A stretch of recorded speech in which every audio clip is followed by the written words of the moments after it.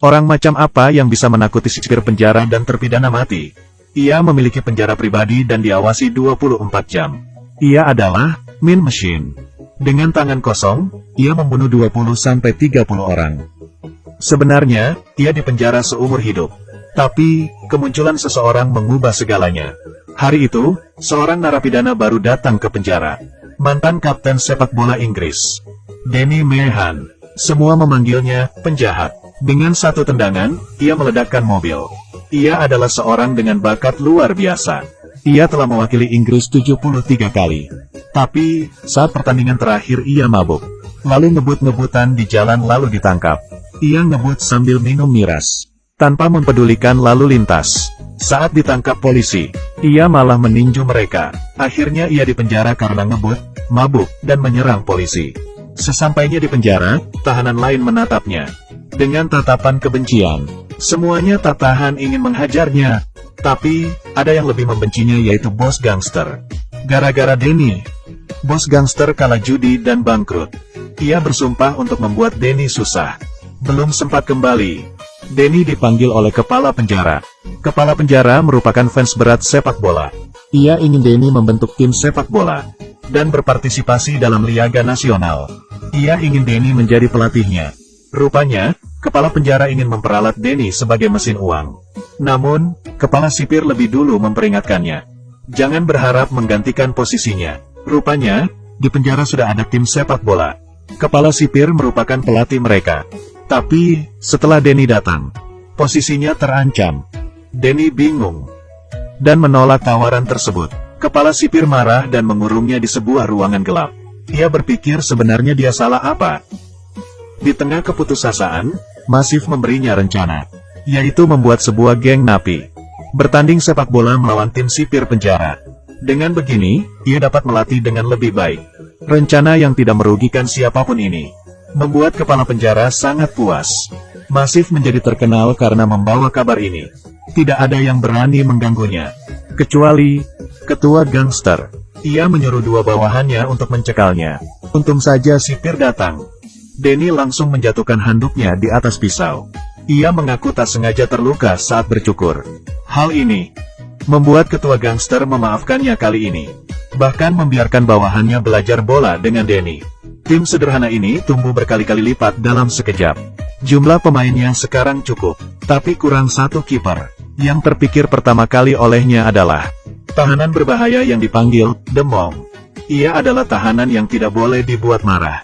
Para sipir dan tahanan lain sangat takut padanya. Ia pernah membunuh 23 orang dengan tangan kosong. Sebem gila, ia adalah kiper handal. Sekarang ia tidak terkontrol.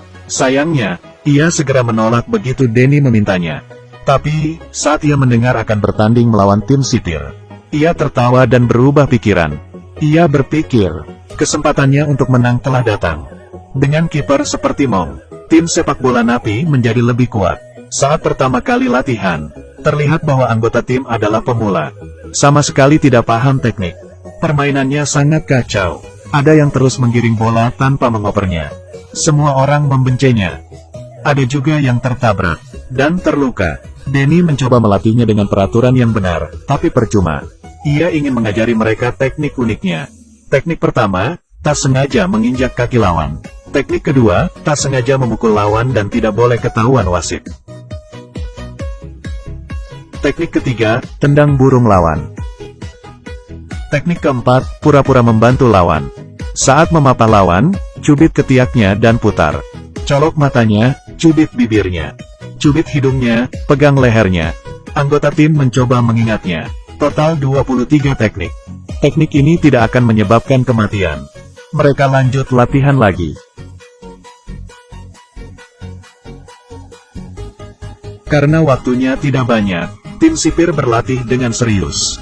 Setiap anggota sangat lihati. Saat ini, ketua gangster menemui kepala penjara untuk membebaskan diri dari kontrol kepala penjara.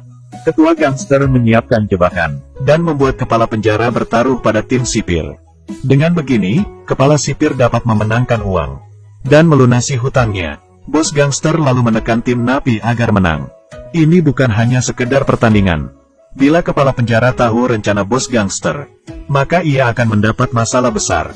Denny juga akan terkena imbas. Tim Napi telah melakukan persiapan terakhir.